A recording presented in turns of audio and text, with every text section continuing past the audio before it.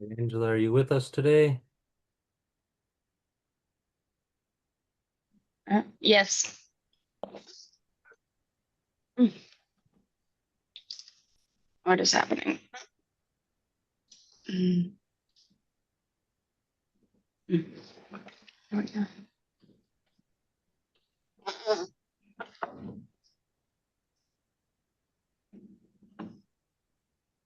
Can you hear me? Certainly can. Okay. Okay. So we're ready to get started. Yes, ma'am. All right. Let's do a roll call All righty. Angela Haupt. here. Thank you. Dan Young. Here. Thank you. Jenny Luke. Not online. Just double check our other lists. Nope. Quinn Tai. Here, and then I think Jenny said she'll be late coming today. Okay, gotcha. Patrick Hanks. Here. Thank you. Ron Perkowicz. Here. Thank you. Ken Brulette. And Ken let us know that he's online but indisposed until about 2-ish, and if that meeting wraps early, he'll pop back on. All right, Josh Mergens. Here. Thank you. Barry Kurth. I'm not seeing online. Justin Crovalho. I'm not seeing online. Mariko Blessing. I'm not seeing online. Uh, Jonathan Jones. Not seeing online. Leah Summer. Here. Thank you. Annie O'Rourke. Here. Thank you. And with that, we have a quorum today. All right. Is there anyone from the public that wishes to introduce themselves? Elizabeth?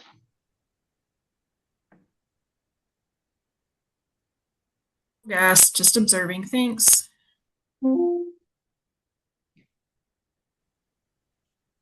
All right. Seeing no other hands. All right. We'll need a motion to review and approve the agenda. This So is moved. Quinn. To motion to approve the agenda. Okay. Second. All right. We have a first or we have a motion and a second. Is there any discussion? All right. All those in favor of accepting the agenda signify by saying aye. Aye. Those opposed? All right. Next, we will review the minutes from the February 10th meeting.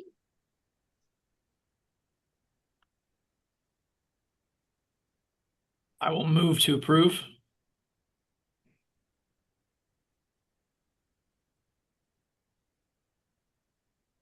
Do we have a second for that motion? I'll second it. Sorry, I was just reading it. So yeah, I'll second it. Okay. Do we have any discussion of the minutes as posted? All right. All those in favor of accepting the minutes signify by saying aye. Aye. Aye. And those opposed? All right.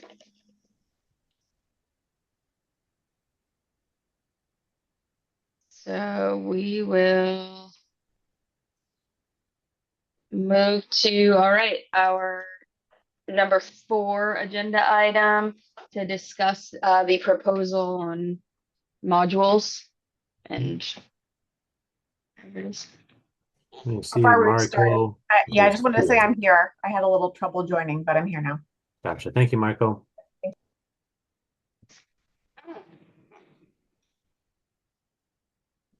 All right, let me finish up some notes I got here real quick.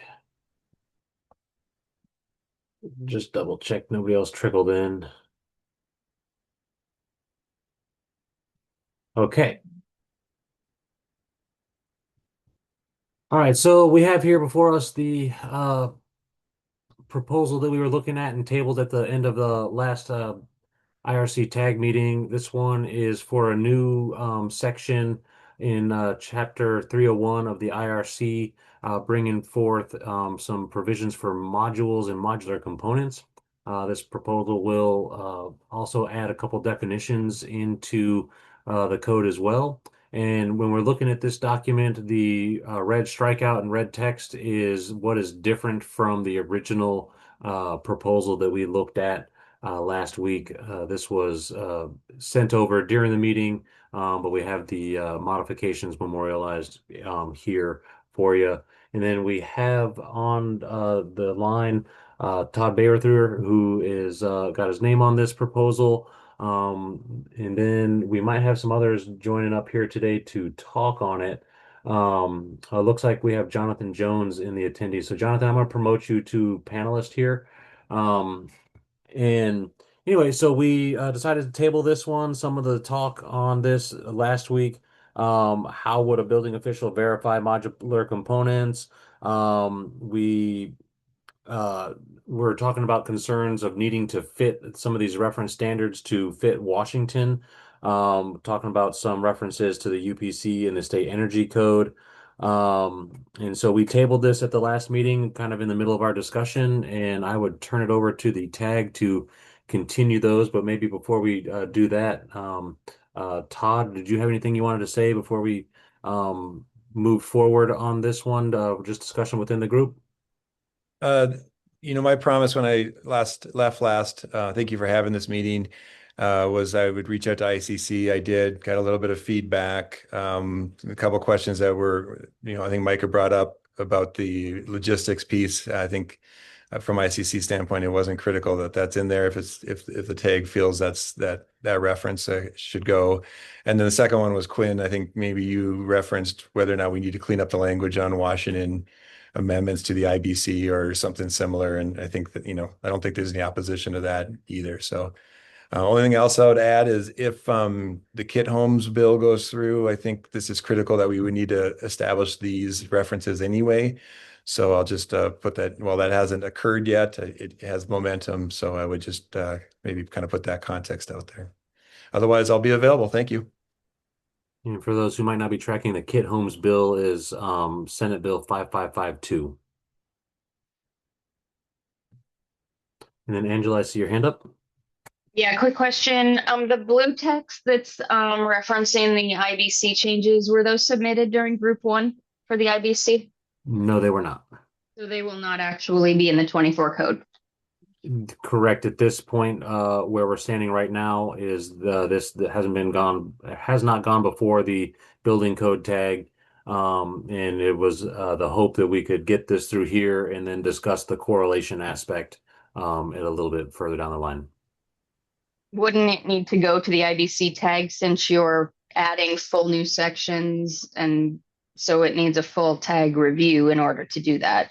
Well, yes, I mean that's the correlation part I'm talking about as we go through Oh, this okay. one. But Todd, Yes, and we did actually discuss it a long time ago, knowing that it wasn't submitted because it just wasn't available in time for the actual window. But we prepared the tag that if it was decided correlation was appropriate, that we would be ready for that at the IBC, which now Angela's, you get to lead. So thanks. And then I would add that again, back to this kit home, we're speculating, but if that were to happen, then we could really discuss whether or not it's appropriate to just put it in general. So I think talking about the merits first is the valuable piece, and then sorting out later whether it goes into both. Because I've been trying to think this through, what would happen if it's only in the IRC and then someone were to start designing in the IBC and certain components, assemblies, so forth. I don't know if there'd be a conflict or a hole in our codes. So it's a question. Thank you. The Kit Holmes is an appendix, right? Not base code or not body. I don't know if it's determined. I don't think it's specific just by memory. Oh, okay. Okay. Yeah. Thanks. Thank you. I'm popping open that Kit Holmes bill just so I'm not speaking from memory on it.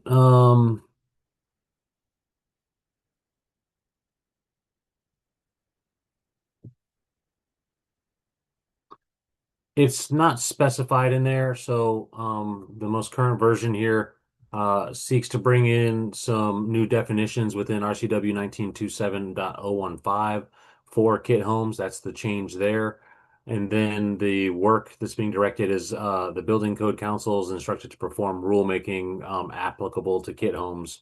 And it kind of leaves it up to us to where to place that rulemaking.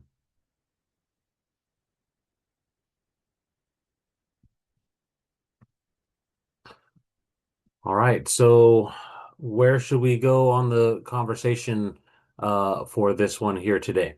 Knowing that the IBC tag might need to review this to get this into the 2024 code.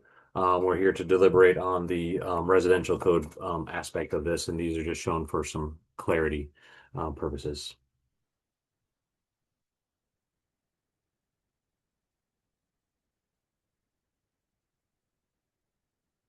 Is there any thoughts on this proposal? Micah, I see your hand up. Always rely on me to have thoughts on proposals, Dustin. Thanks, Todd, for bringing this back. I do want to bring up a couple of items just for questions and clarity on this. In the 30115, you still have the transportation. If the tag wants to remove the transportation, this says the transportation shall comply with this section. There's nothing in this section on transportation. Again, maybe that's irrelevant. And then Todd, I did have some questions on the compliance component of this for the 301151 that says it shall be in compliance with the ICC MBI 1200, 1205, 1210, unless under the exception, we have established and regulated in accordance with laws of the state. Does any part of this or any part of this already regulated by L&I? So therefore, if it is, would this exception apply in this? Would the jurisdiction have to go find out if L&I has some type of regulation on this, and therefore this wouldn't apply? How does that going to be? I guess I'm thinking process question on that, and maybe other jurisdictional folks can chime in, and maybe I'm off on the process thought. I'll stop and let some answers come up. Todd. Yeah, thanks, Micah. You're getting right to the kind of the heart of this as we've tried to do this in step with L&I, and they're, if you remember, just to summarize for everyone, they're basically asking for rulemaking authority to establish this and others, when they do plan review and under their program. And remember, their program is only volumetric, to my understanding.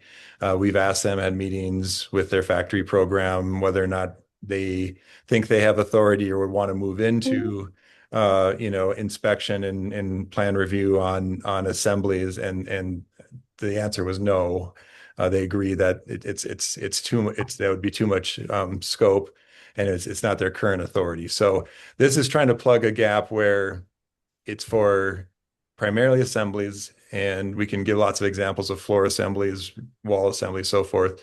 But the jurisdiction still is holding the authority here. It's not preempting it. It's trying to create a compliance pathway that's more in step with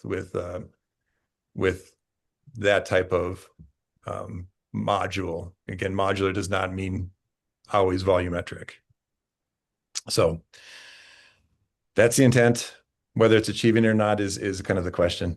I think it is. I think it is an important gap that right now we're dealing with, specifically jurisdiction by jurisdiction without and negotiating the compliance pathway. Hopefully this is just helping. Micah. Thanks for being recognized. I don't know if I need to raise my hand for this. Okay, Todd. So for that, you indicated that they're talking about or wanting to have rulemaking authority, and is the rulemaking authority around this, or will this be separate? Again, I guess my question is, if this gets adopted and the ICC 1200, 1205, 1210 would apply, and then they come up with rules, are those rules going to coordinate or use that standard, or are they going to do something separate and then this wouldn't apply at all? I guess that's again, I know you're trying to plug a gap, but I know a lot of folks in working with LNI, there's still confusion on who has jurisdiction on certain things, even when they have it on their website of what they have jurisdiction over. I know this is trying to help. I don't know if it is. Those are some more questions. And thanks for. Yeah, Chair, if I may respond, again, you're touching on this, and I think if anything comes out of all of the discussions, over this cycle, it's that LNI is staying in their authority for volumetric. They're trying to add it within their rules for their plan review and for their authority over volumetric. In addition, we're proposing it in the building code for those manufacturers that don't fall under the LNI program and have to work with the jurisdiction, and so that we can ease that compliance pathway directly with the jurisdiction without LNI. Because if it's not volumetric, it's not LNI in my understanding. Okay. My last question then will be, with that exception number 1, is this stating that jurisdictions can create their own rules and therefore this wouldn't apply and it wouldn't be consistent across the state? And do we want to put limits or barriers on that with this code change? Thank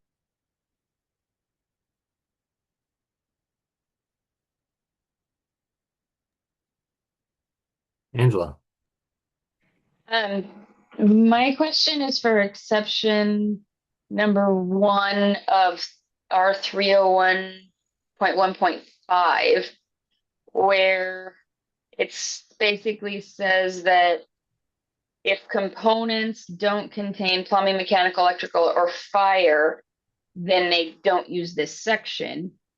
So if they don't have any of those, then they still can't do closed systems and modules without doing alternate methods.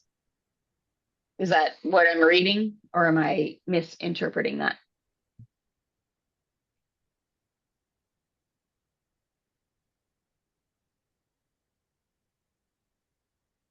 And also, what are the requirements for fabricated items in the IBC?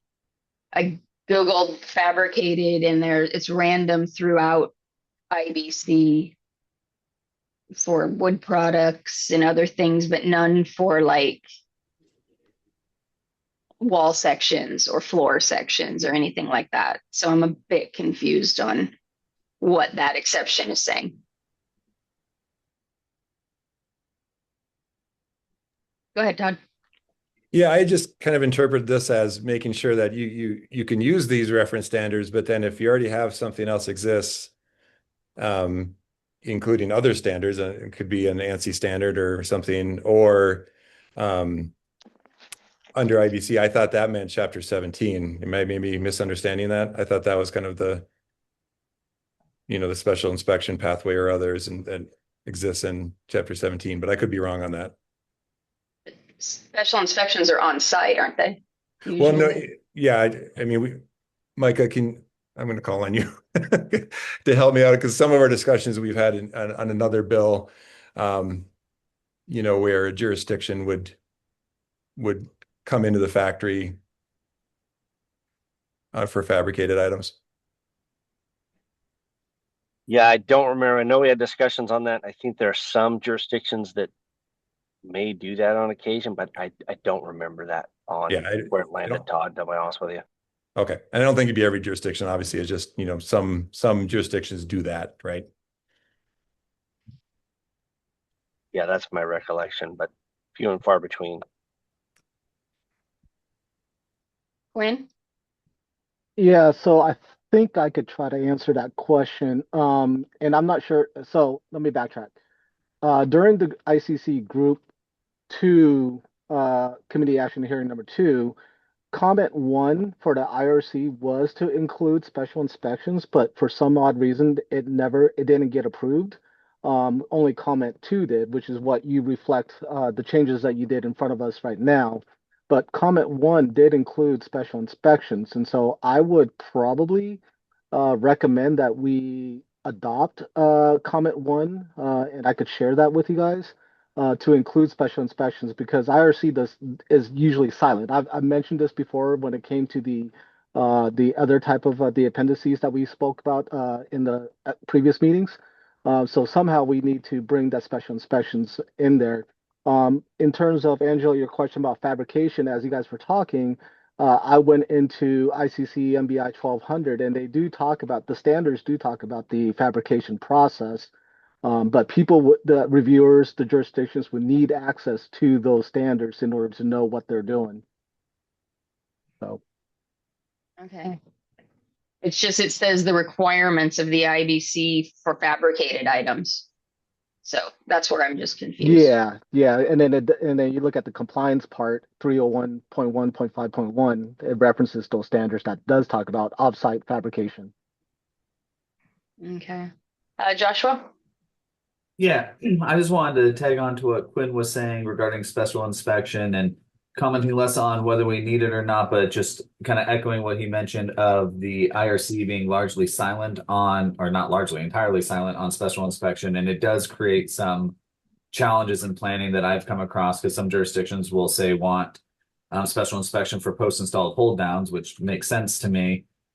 Others don't, and it makes it hard to kind of plan accordingly with clients. So I do think anytime we're in IRC, if we are expecting a special inspection, it is best to explicitly state it, because I know a lot of people who will argue that, well, I'm in the IRC, therefore I'm not subject to the requirements of section or chapter 17 of IBC unless I'm specifically directed. So just from the other side of the practice side of this, I think that is a really good thing to make clear whether it would be or not be required.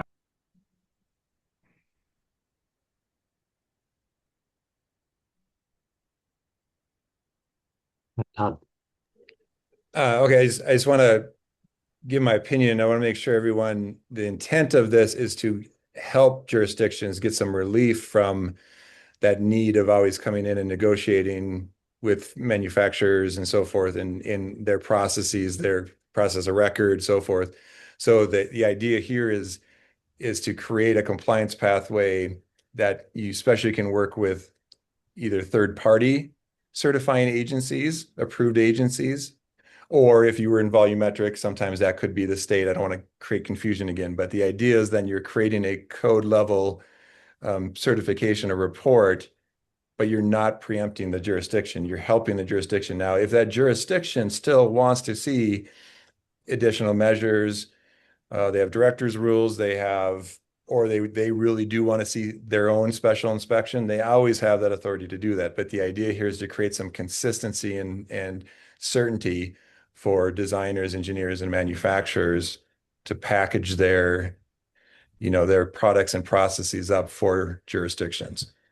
So I would be a little concerned about adding now additional language about special inspections, because that path already exists in chapter 17, to my knowledge. We're already doing that. Joshua? Yeah, and thank you for that, Todd. That makes some sense. So just to make sure I'm understanding, you're trying to do something more akin to what we do with steel fabricators, where they can become where they're certified by AISC and they have all the AWS certs, so we don't worry about special inspection if it's in an approved manufacturing facility. Is that correct? Am I understanding that? Yeah, Chair, if I may respond. Like, for example, I was just on a NIBS call today going through kind of a national level effort and standard development, different than these standards. And that was the discussion is, what this probably looks like is a code report, an ICCS or a UL or something that says, here's the exact product I'm making. I'm making a stick framed wall panel with sheetrock, right? I'm just giving a very generic example. And that whole product and process, all the certifications that go along with that are all packaged up. And so that it becomes a repeatable, scalable product for that manufacturer. And then that jurisdiction then can still put their thumbs up, thumbs down on that, or require additional, and they might call for a special inspection on certain things if they really want to see it. But that code report says this meets the intent of the Washington State Building Code. Okay. Micah? I appreciate that, Todd. That's good info. I see where you're going with this. I think barring some minor changes or just some use and maybe some changes next cycle, that this could be moved forward. And the reports you're talking about, those are covered in R109 for inspections in the residential code, and specifically R109.2 that talks about inspection agencies and accepting of those reports from approved agencies. So I think we can get there on this, but a little nitpicky stuff for me, like always. But I appreciate it, Todd. Josh, do you still have your hand up? Yes, I just wanted to add one last thing to that. So, Todd, that makes good sense. Thanks for that clarification. What I would just throw out there with regards to the special inspection conversation is, and maybe it's just not in the, I haven't seen it in here. I'll admit I'm less familiar with this particular proposal than others. But if we don't explicitly state that they can do as an option or as a pathway going to IBC for special inspection, I've seen the interpretation a bit that because you're in IRC, you don't need special inspection because there's not a direct reference. And maybe there is here that I'm overlooking, but that's where my comment comes from on the special inspection is I don't know if that pathway does exist right now. I just want to make sure either it does exist or it's a requirement with exception for what we're all proposing here, just to close that sort of odd IRC loophole. But again, maybe that's covered and I'll stop. Thank you. Quinn? Yeah, Dustin, if I may, I could share my screen and share with you what Kelly Cabine provided in public comment number one that for some reason didn't get looked at the hearing, but I could share with you. It's a simple addition to what Todd that you show that's currently shown. It's just another sentence at the very end of the compliance. So let me see if I can. Yeah. So do you guys see the screen yet? It just popped up. Okay. So yeah, so it's just a simple, this is what prior to 1210, everything is what is being proposed. And so what Kelly Cabine did was just add this sentence and the applicable special inspection testing requirements of Chapter 17 of the IBC. Done. Right. So this now gives full authority to the building official to ask for special inspections per the IBC. No arguments, no questions asked, kind of like what Josh was saying earlier. Because that is an interpretation that, because it's not referenced in the IRC, that most people believe that IRC is a standalone, and that you don't even go to the IBC. So this would solve the solution. I mean, to me, I would make a motion, if possible, that this be a friendly amendment to the proposal, if Todd is willing.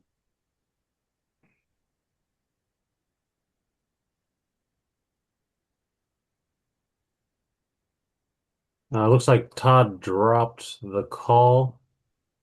I think that he would probably consider this fairly friendly. But let me retake over the screen share. Okay. When I was able to insert that into the document we have on screen here. Okay.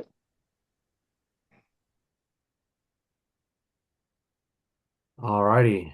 Um, I'll keep an eye out for Todd popping back on. Um, so do we want to get into the nitpicky stuff on this one, or make a motion to accept what I added in 301.1.5? What's the group want to do with this one?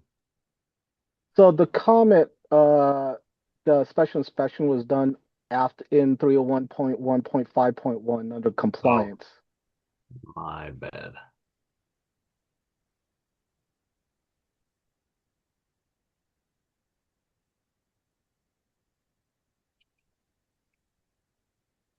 Just at the end of that sentence? Yeah, it'll be like comma and then paste that in there. Then remove the other and. So after 1205, comma, then remove that. Yep. Perfect.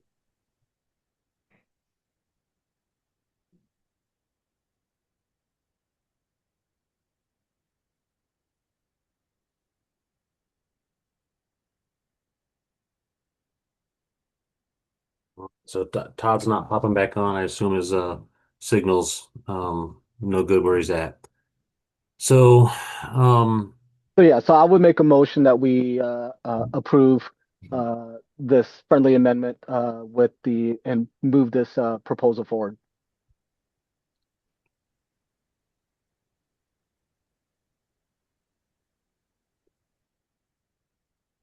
Do we have a second for that?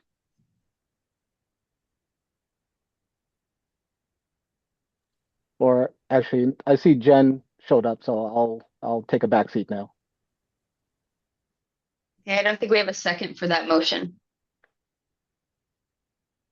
I'll second it. Was that made by the same or different kind of person? Yeah, so Jen would make Yeah. the motion, and then we would need a second. Yeah, we still need a second. Second. All right. Do we have any more discussion on this friendly amendment? I'll just be clear. As stated, I thought that motion was to accept this friendly amendment and move this proposal forward, or was that not? Is that Yep, that's what I stated. Okay. so? Oh, okay. So, Annie?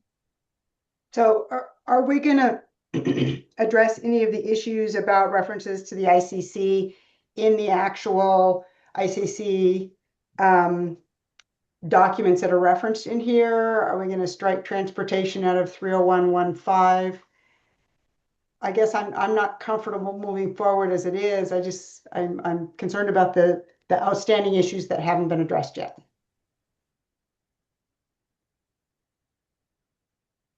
And yeah, I was just curious, when do we address the issues with the standards themselves that need to be correlated a bit?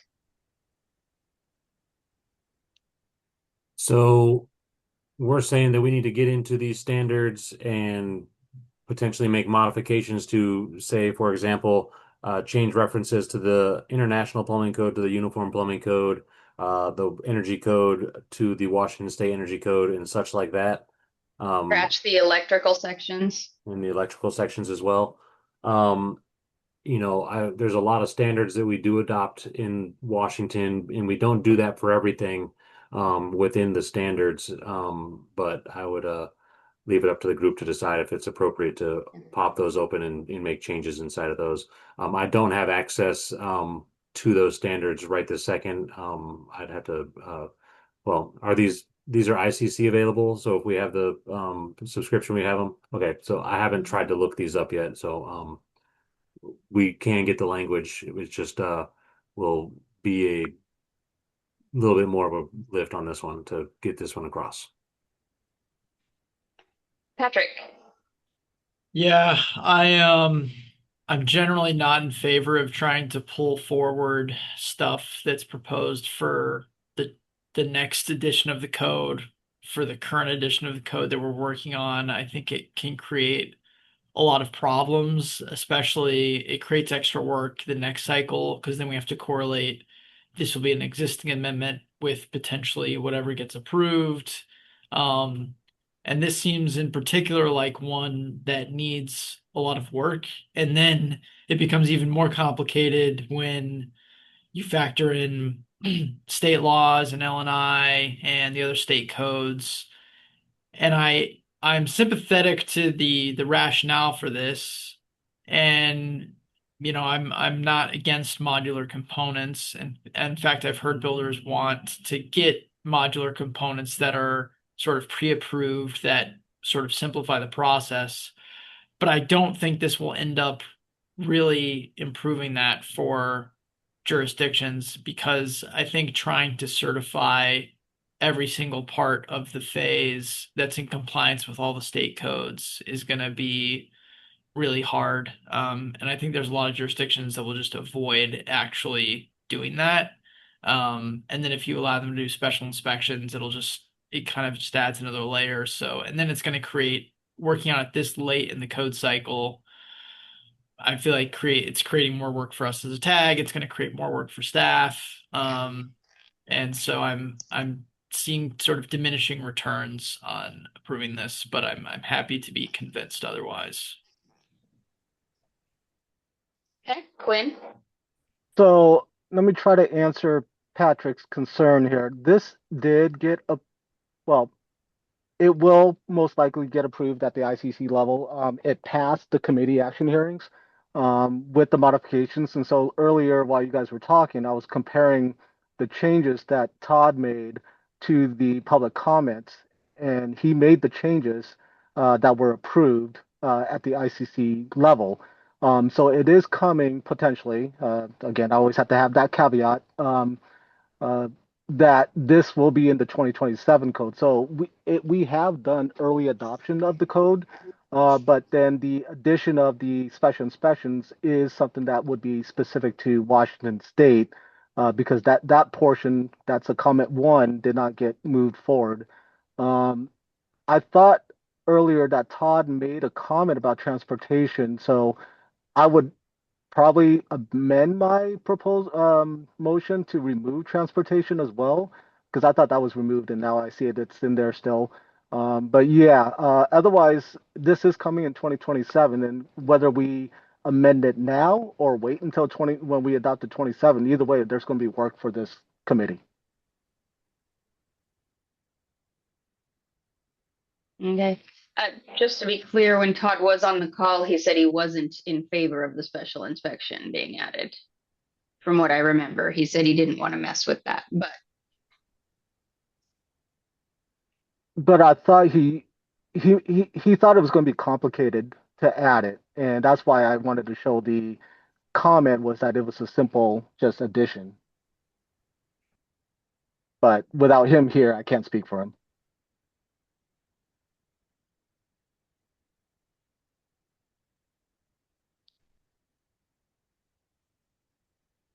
and just to be clear, the motion is Jen's. Correct. So she would need to amend it to remove transportation.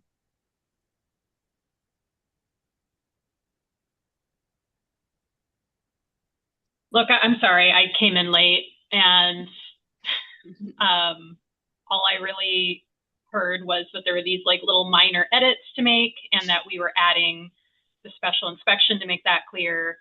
I don't know what you're talking about with transportation whatsoever. So I guess I should just withdraw my motion altogether.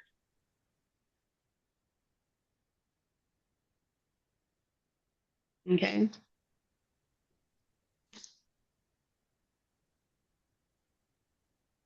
Okay, so there's no longer a motion on the floor or on the table, whatever it is.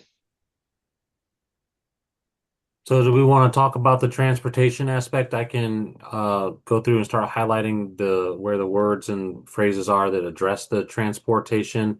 Circling back to Micah's comments, it says transportation and transported in here, but there is actually no provisions for transportation of modules within what is presented here today.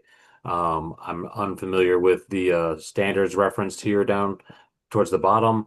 Is anybody familiar with them enough to be able to state whether or not those contain transportation provisions? So yes, they do. There's transportation permitting, transportation route, transportation weight is all addressed in those standards, which is something that we do not enforce, other than move permits that are necessary within jurisdictions.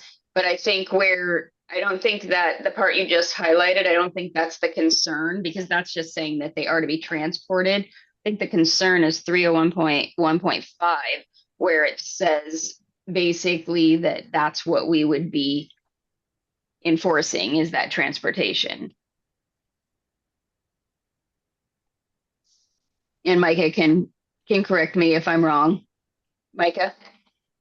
No correction there. You are absolutely right that the standards have transportation.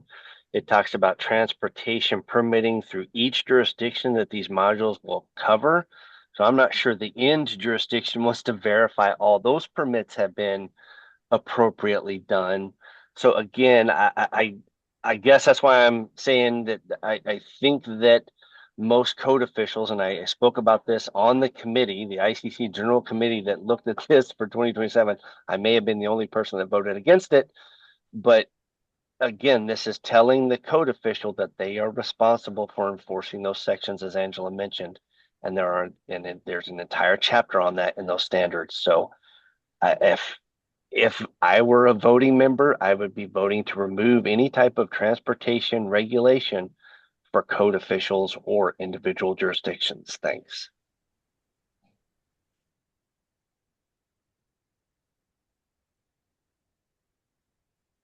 Yeah, and again, I'm not sure. Sorry. Oh, Jen, go ahead. You had your hand up. I was going to say, yeah, I agree with that. I didn't realize that would mean we would need to be enforcing it. So where are we? Are we in a place where if we ask for edits at this point, this isn't going to get through? Is that why we're trying to approve it sort of with these caveats? We are in a place where it would be ideal to get this done as fast as possible, but also if it's not ready to move to the code in Washington, the other option we have is to deny the petition, and then if it crops up as part of the Kid Homes bill, it crops up as part of that, or crops up as part of our 2027 code cycle, there's no requirement that we move this proposal forward in a way that we feel comfortable with the language there. But if we could get it across, the proponent sees their benefit for manufacturers who are outside of the L&I umbrella, being able to look towards this to get some consistency across the state, and also as another benefit towards potential legislation that's expected to pass, that would, kind of come in and kind of get into the same room in space with modular components coming in, so palletized structures that can be dropped off instead of manufactured offsite and then dropped on a chassis.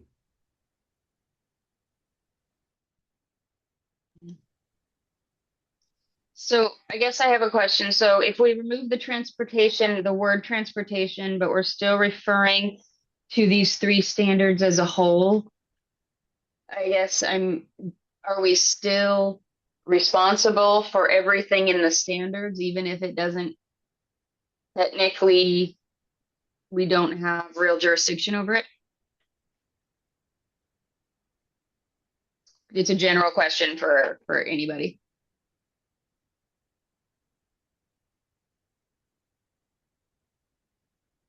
And I guess have people review the standards to see if there's going to be any unintended consequences by adopting these. Micah?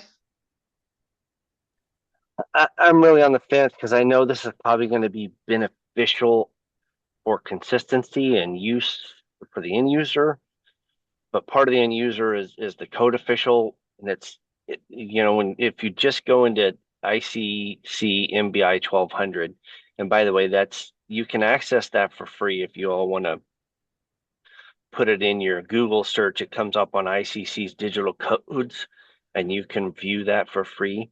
But in there, it has two chapters that are concerning, and I think that's what Quinn talked about it, or where you have to, if you reference these and you are required to enforce those portions or all portions of that, one of those is chapter 5, which is the manufacturing plant. And then the other part of that is the transportation and storage. I think if we get into parsing out, except enforcement of these chapters or that chapters, again, this is what I spoke out about at the committee, is that part of it that's not the building official's job. That's not the individual jurisdiction's job. And it's an unfunded mandate. And how are you going to do those things? I think it came up that, there's some jurisdictions that may go to manufacturing facilities and do some pre-inspection or special inspection type stuff. But again, you're pointing to a requirement for this that the code officials of jurisdictions now have to do. Are you willing to accept that and say, go do that, building official? Or, hey, yeah, it's in there, but we know code officials aren't really going to go down that path. They can if they want to, but they don't have to. That's optional as well, but you should all be aware of what's in that standard before adopting this outright. Thanks. I've got open here the MBI 1200. Is there any? So I'm in chapter 7, transportation and storage. I'd be happy to run through this document a little bit if the tag would like me to.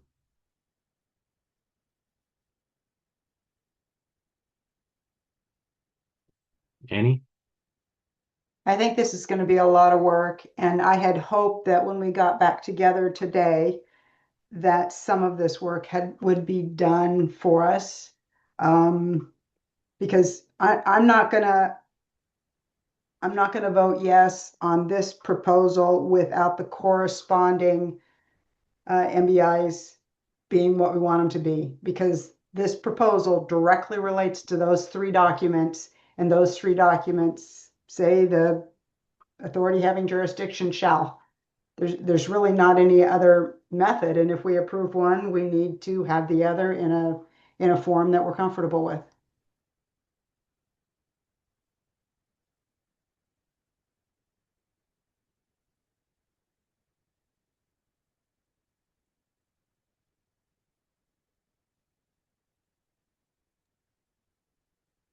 So is the tag then asking the proponents to take a look at the MBI documents and to come back with proposals for modifications within these documents?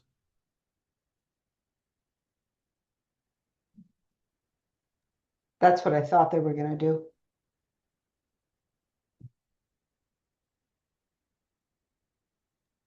I guess I'm like, but I don't know what you would change. Like, what would you make it so they can have a third party go and test it? But then again, I I'm trying to understand what jurisdiction in the state is going to want to have to deal with this responsibility to verify a report that covers everything from planning to manufacturing. We're taking out transportation, but I feel like that's really, and that's probably only going to be cost effective for like what, maybe just Seattle. I don't think many manufacturers are going to have to approve this for every single jurisdiction in the state. We don't want to do this either, Patrick.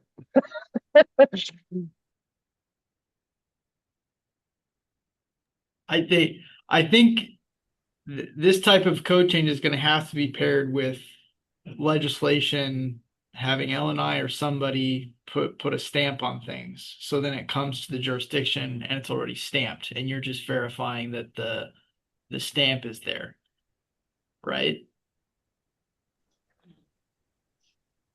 Well, L&I has made it very clear that they're not touching this with a 10-foot pole.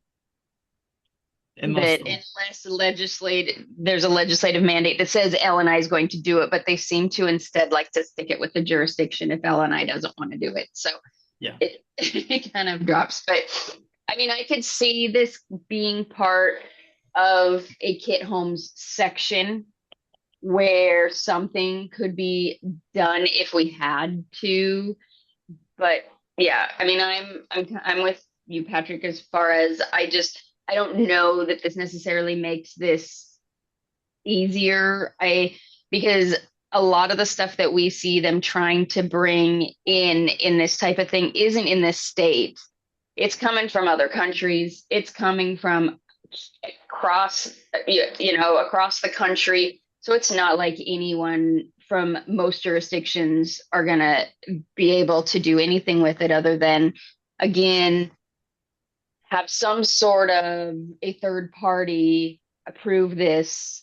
And then there's a lot of, I have reviewed through these standards, and there's just a lot of stuff that seems to be even applying between the plant and getting here, that somebody's got to be responsible for verifying that. Again, I think it's making it a little complicated right now. But I don't actually have a vote unless you tie. So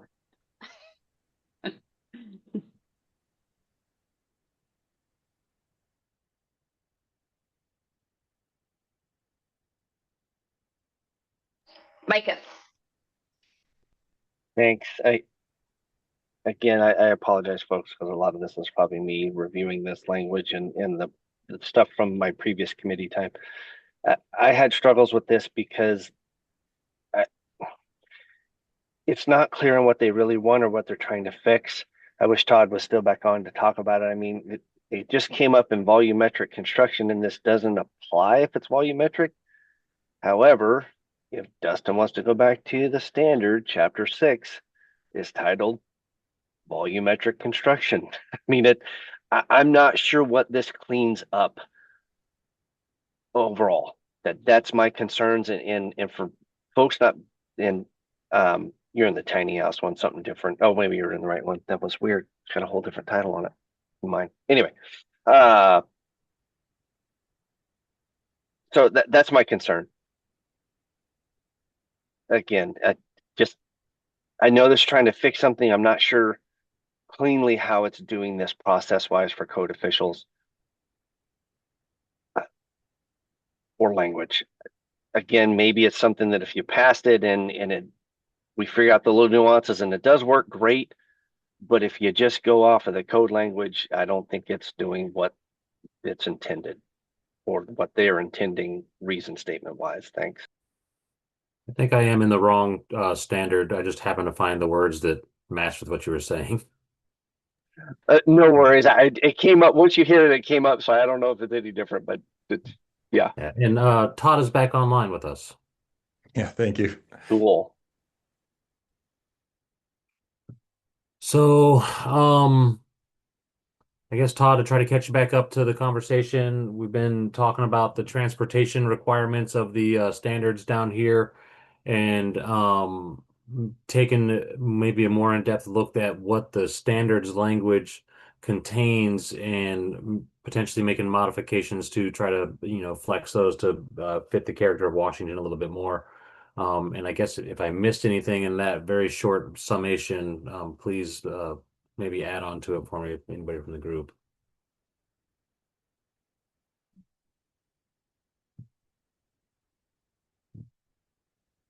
I guess I nailed it. Or Patrick. So I think we have an issue with the transportation that we were discussing. Quinn wanted to bring in the special inspections public comment from the IECC, but there was debate about that. And then we have concerns that the reference standards would need a lot of work to align with state codes. But then overall, the big concern is that jurisdictions aren't going to want to have the responsibility of inspecting and verifying all of everything from planning to the final point. And so trying to address that or how that could be addressed. A question that I have is if we didn't adopt this, how would these modules or modular components get approved today if it's possible to approve them? How would that work? I'm trying to understand how this would improve that process. Todd? Yeah, thank you, Patrick. I mean, that's the challenge. Like any of our standards, there are always going to be things that aren't completely aligned with any of the state amendments or codes and so forth, right? But it creates the certainty for a manufacturer that they know what they can invest in. And I mean, when we talk about investment, it could be in equipment and so forth, but it's the processes, manufacturing, the process is the thing that primarily gets qualified. And then of course the product gets, inspected and approved, so forth, right? So what we're missing in the building codes is that attention towards the prefabrication offsite where we need some sort of North Star to for certification. Now we can do this right now. We can go and I keep using ICCES and ICC-NTA as examples, and they're not the only ones, but those are obviously examples that a lot of jurisdictions know. We can establish acceptance criteria with them. They go through a 30-day window, so forth, and then we can package whatever we want in terms of saying we're doing these wall assemblies per these sections of the codes, these ANSI standards, these ASTM, so forth. It just puts everything in one place. None of that, again, can preempt in home rule states, the local jurisdictions still having the authority and working with that project on any additional measures they would want to see, but it moves us, so much closer to the goal line with that jurisdiction that we have most of it already pre-packaged. So right now, again, I have to look into this more. I'm not opposed to that. You would add this special inspection. I don't know that it's needed because I think it's already there. I think that's inherent in our code that we already have that ability to do that in chapter 17. So I'm not sure if we need to repeat it here. So anyway, just kind of concluding there, a jurisdiction right now has to go approve some sort of inspection process. It might be they actually have to be in the factory on some sort of schedule, or they're willing with a third party to do their inspections. So it's there's just there's not a lot of certainty across all the jurisdictions without pointing to these standards. Okay, thank you.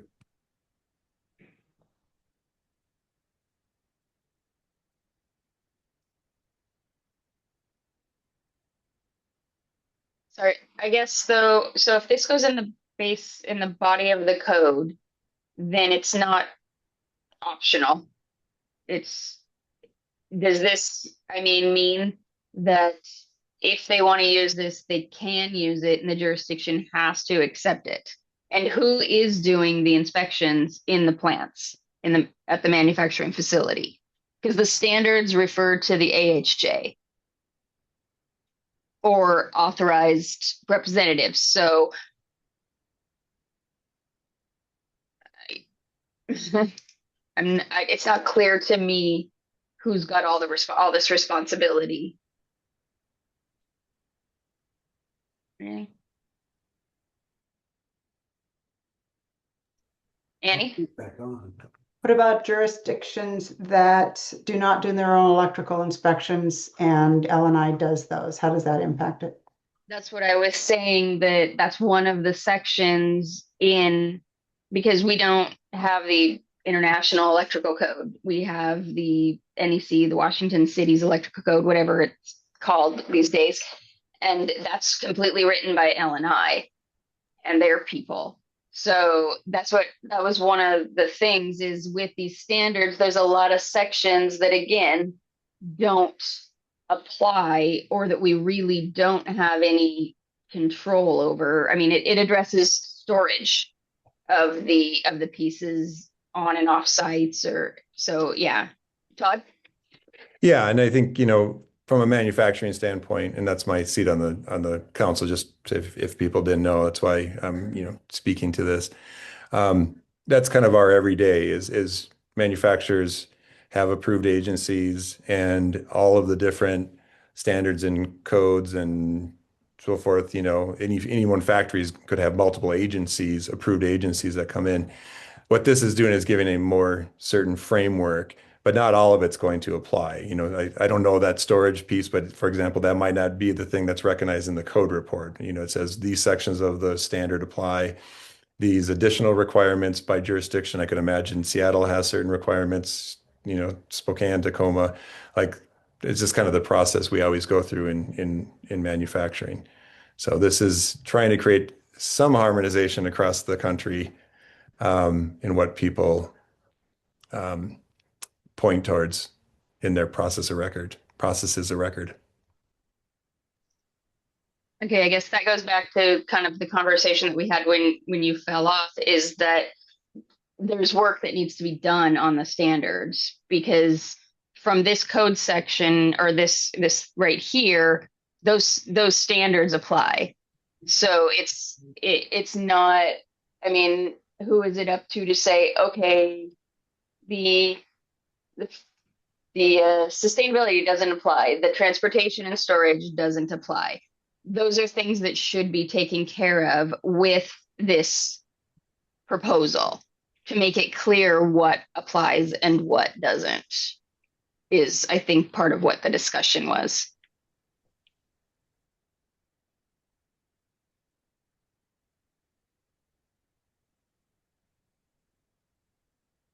Okay. Yeah, I'm afraid I don't have an answer for that. I would say that if this were to move forward into rulemaking, I would then expect the industry to come and be able to defend and answer all those questions. So I think they're good questions. I hadn't anticipated, because that's not really how in any standard in manufacturing, they're often we only we bring the applicable, the sections we want into our code reports. And that's like with grading agencies for whether it's timber or, we take this part and we bring it into the code report and say, this is part of our product. We don't do everything. We do this piece. Here's a certifying agency that's approved. Here's how the compliance pathway through the code. And this helps us establish that compliance pathway through the code. Micah? Thanks, Todd. While you're off, I did mention that, and maybe you heard that before, that I was on the committee. I think I was one of the few that voted against this and had lots of questions for the code official side of it, especially based on the standards. I know we keep talking about that, but this says, or if this is put in the state code, that we're required as code officials to enforce this, which means we have to verify that the compliance occurs with 1200, 1205, and 1210. And that's where to me, the biggest concerns come in when you go to this 1200, and Dustin had it up a few minutes ago. This allows AHJs to create their own programs. And then where there's states like Washington that has its own existing statewide modular buildings program that states this in the 1200 standard section 102.3.1, that says if you got a statewide program, which we do through L&I for modular buildings, then when jurisdictions create their own rules, the project has to comply with both. That's what that standard states. And then it does get into, and I brought that up while you were off, is volumetric construction in chapter 6, gets into manufacturing plant requirements in chapter 5, and I'm going out of order, and then transportation chapter 7. Again, I understand you're trying to get something more consistent for manufacturers, but for a home rule state like Washington that already has a modular building program, again, I know you're talking in this code change about modules and modular components, but these standards don't separate those out.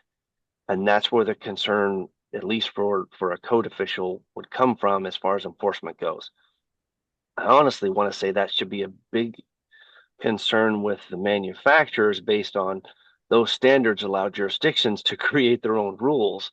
And then you have to comply with both the state requirements and the jurisdiction, even on whole modular components, and not just, or modular buildings or structures, and not just the components or the modules themselves, or the individual pieces, but no more or less. I guess I think that was a question I asked and said it would be great if you're back on, is what is this actually solving for manufacturers? Because it seems like it would create more problems with Washington's L&I program already than it would solve. Thanks, Todd.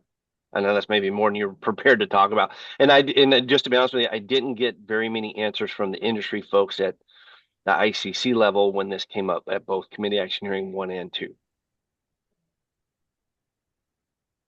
Yeah, if I may.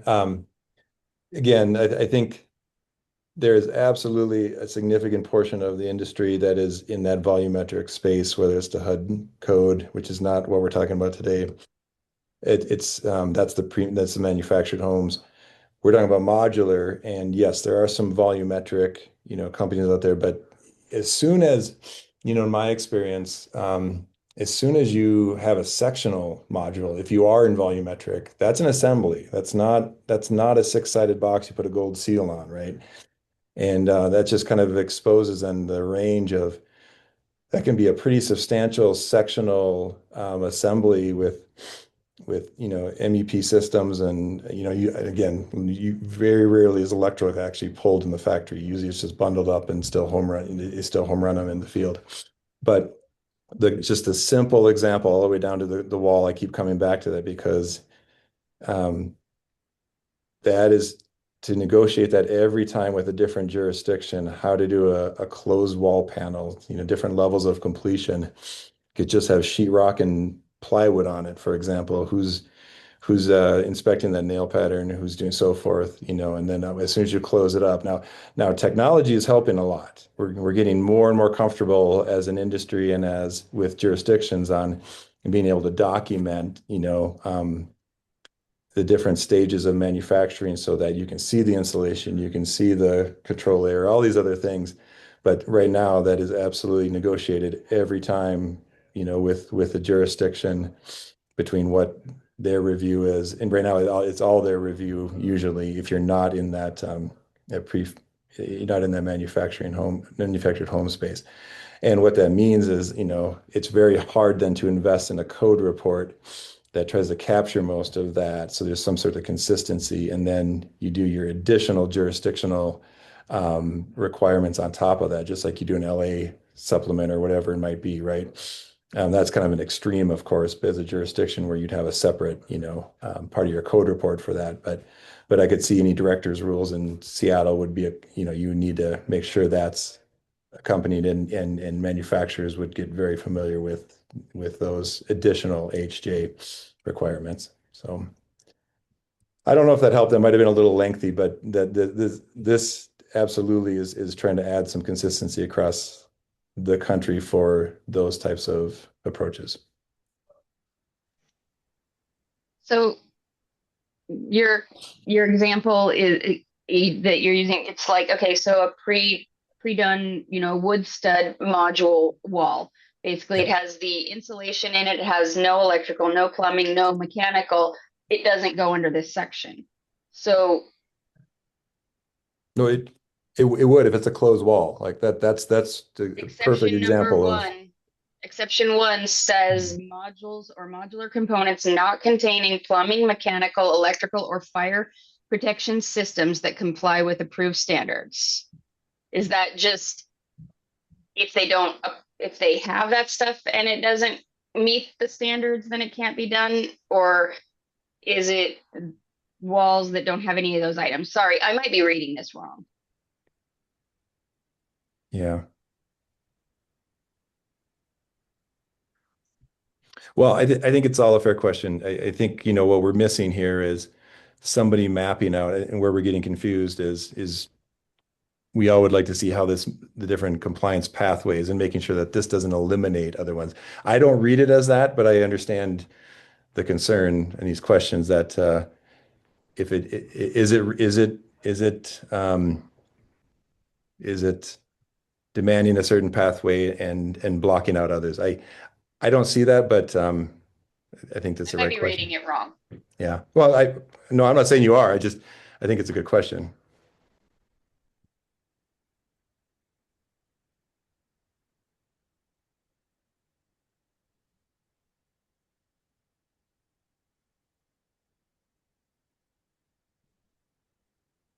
Jen? Yeah. So, I work for a jurisdiction, and so that's kind of the lens I see a lot of this stuff through. I also have worked at a modular manufacturer, and I am, in general, very supportive of modular construction. So I'm in support of the thing that we're trying to achieve to make it easier, better, more streamlined, more clear. But I'm all of these concerns that are being brought up, I'm really agreeing with most of them as concerns. And I have to apologize. I have been out for medical, so I have not given this proposal the time and attention it deserves. But I don't think I understand a lot of the impact until we're in these meetings and I'm hearing these questions. Right now, it sounds to me like we are still grappling with what does this even mean? What is this going to do? How is this going to even work? What are we actually achieving? I mean, something as major as our jurisdictions responsible for transportation, if we just cut that word out, does that really absolve us of that? Like this is a very large programmatic change to add this, and it I think needs a much longer process, a much more detailed process, and I don't think we have that time right now. Is that how other people are feeling that we're at? I mean, it's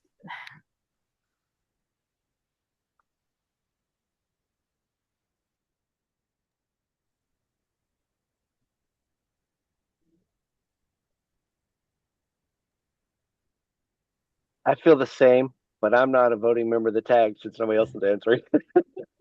But thank you. Todd?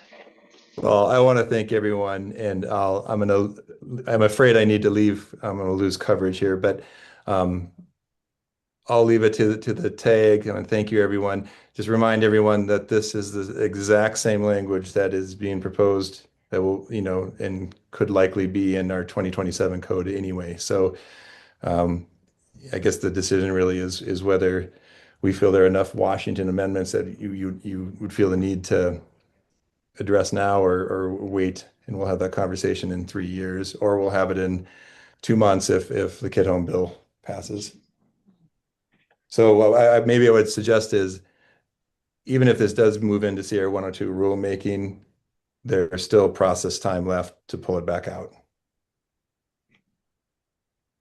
and really red flag these questions for someone to defend. So thank you. Thank you, Todd.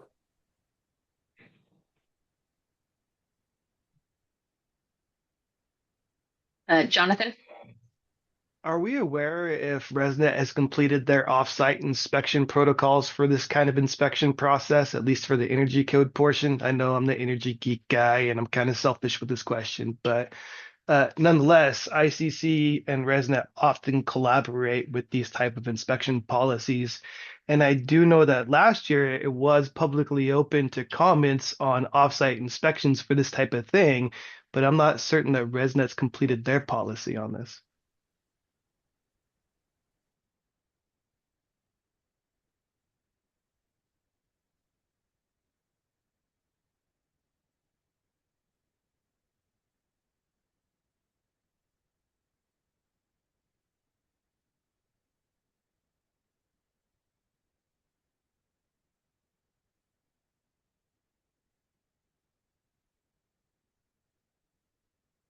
Micah? Thanks for being recognized again. I was going to ask Patrick, since you're representing really the building industry, the builders on this, what parts of this would be beneficial for you? Have you spent time enough looking at the standards to be able to answer that? And I know Todd comes from the manufacturer side of it, but you're really the end user. I think the code officials are in between. How does this, or how would this benefit you if it's, if this came in and the code officials were asking your users a bunch of questions like, how are you doing this? How are you doing that? Or do you have this information? Is this beneficial to you in some way? And maybe that's helpful overall. But again, I some issues, but thanks if you got any answers. If you don't, that's Yeah, I've heard builders talk before about the desire to get like packages or sort of like wall components that already have everything together, and then you can just place it. It's got the insulation, the wrap, it's like got everything together, of having that be pre-approved. So then it's easier to get that inspected when they're going through the building. But I don't think that currently there's any way for jurisdictions to do that. So it's like each time, so yeah, you get it approved for one building, but then it'll have to get approved and inspected at the next. It's not like, oh, we've already inspected and approved this product or system, so we don't need to review that every time.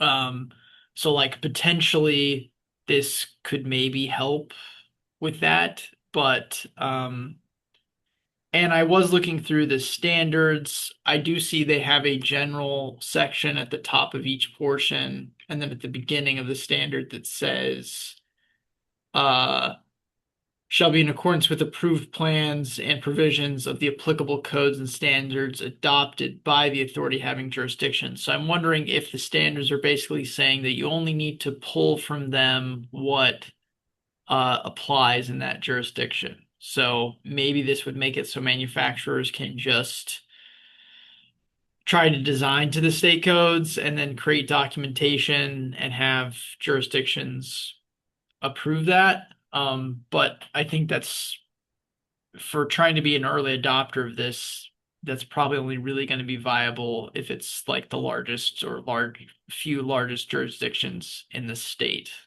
Um, I'm not sure how many manufacturers are going to want to go through every jurisdiction and get that approved. And then also factoring in there's a number of jurisdictions that have their own amendments to the state code. Micah? Excellent, thanks.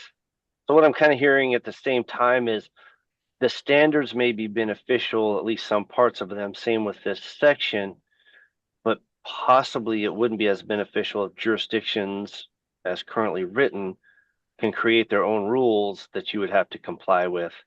In other words, you kind of want some type of standard, but without the jurisdictions being able to change those or modify them even further. You want something consistent, but I think that's what my question was previously too. This seems to be able to allow jurisdictions to adopt things that are inconsistent with what your intent is, which is consistency.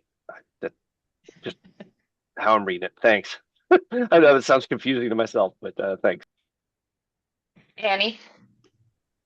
It just seems like if consistency is the goal, which I think it should be, the inspection and QA/QC approval, plant approval, and all that should be happening at the state level, not at the local jurisdictional level.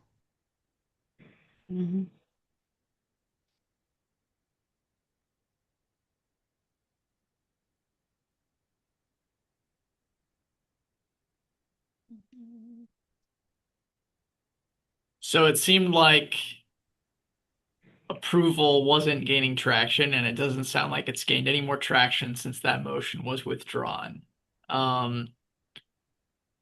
Which basically means if we're not going to approve it, it's not going to be it's effectively a rejection for this cycle. We could like postpone it indefinitely or send it back without recommendation, which would allow the SBCC to maybe reconsider it if the kid home bill goes through. But it wouldn't be in the 2024 code since we don't affirmatively approve it.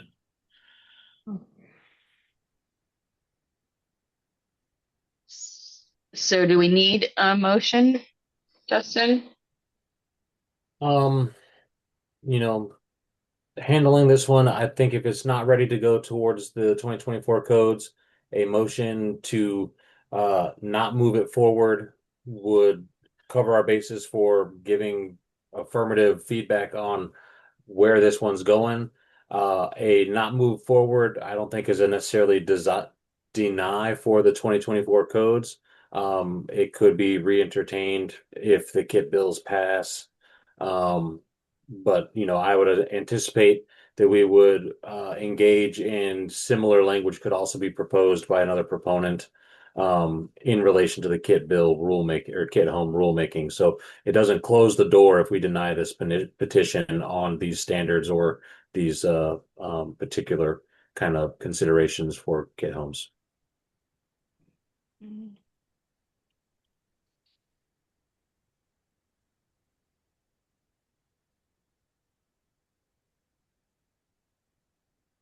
I'll be the bad guy then, I guess. I'll make a motion to deny.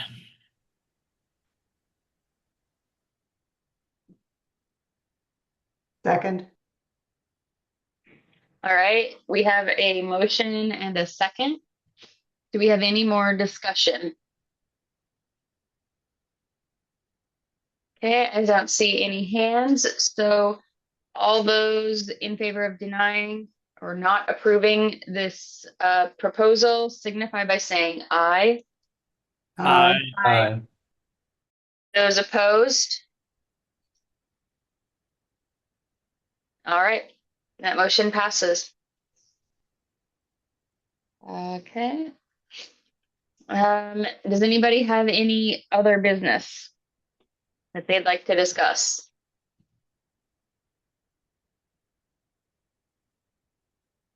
Okay, so I think that wraps up our tag work for now, right, Dustin? I believe so. Yes, it was a clean slate. All right. Thank you everyone for your time again. And I guess we are adjourned. Yep. We don't need a motion for that. Okay. We are adjourned. Thanks, All right. everyone. Thanks. Thank Have you a good everybody for your afternoon. time. Thank you. Thank you. Bye.